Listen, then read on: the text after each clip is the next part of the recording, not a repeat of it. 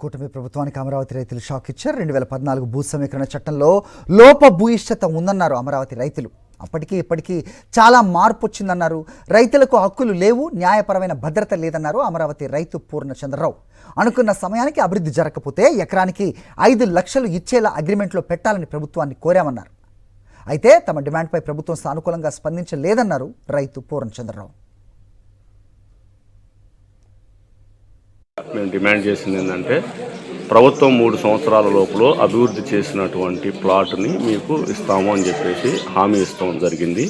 మేము దాన్ని అగ్రిమెంట్లో కండిషన్గా పెట్టమని చెప్పేసి ప్రధానంగా డిమాండ్ చేయడం జరిగింది. 2014 భూ సమీకరణ చట్టంలో లోపభూయిష్టత ఉంది.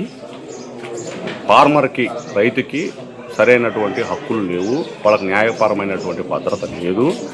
పని పూర్తి చేయలేనటువంటి పక్షంలో మేము పరిహారంగా సంవత్సరానికి 1 ఎకరానికి 5 లక్షల రూపాయలు పరిహారం ఇచ్చేలాగా అగ్రిమెంట్లో కండిషన్ పెట్టండి అని చెప్పేసి మేము గతంలో గ్రామ సభ జరిగినప్పుడు కూడా ఇప్పుడు కూడా మేము ప్రధానంగా డిమాండ్ చేయడం జరిగింది.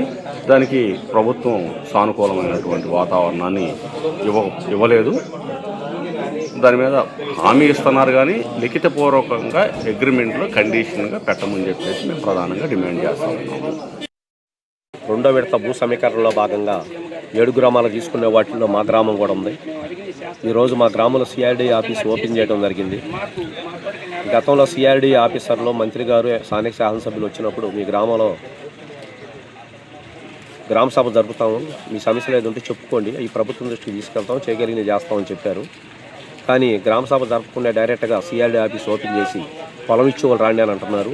ఏమంటే గ్రామ సభ జరుపుతా ఉన్నారు, మరి మా రైతుల సమస్యల గురించి మేము చెప్పమని అడిగాము.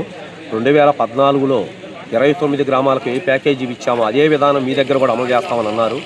ఏమండి 2014 ప్యాకేజీ వేరండి, ఇది 2026 అండి. అప్పుడుకిప్పటికి చాలా భూ వాల్యూ, మీ గవర్నమెంటే మా భూ వాల్యూ పెంచింది, ఇంకా చాలా ఖర్చులు ఇది పెరిగినాయండి. అప్పుడుకిప్పుడు ఒకే విధానం అంటే ఎట్లా కుదిరిద్దండి? మాకు కొన్ని గజాలు పెంచాలని అడిగాము.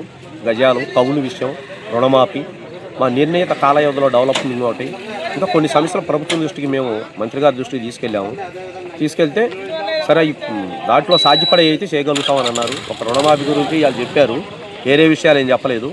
అసలు ముందు గ్రామ సభ పెట్టి గ్రామం ప్రజల అభిప్రాయాలు తీసుకొని వాళ్ళ సమస్యలు ప్రభుత్వం దృష్టికి తీసుకెళ్ళి సాధ్యపడేదే చేయమని అడుగుతున్నాం.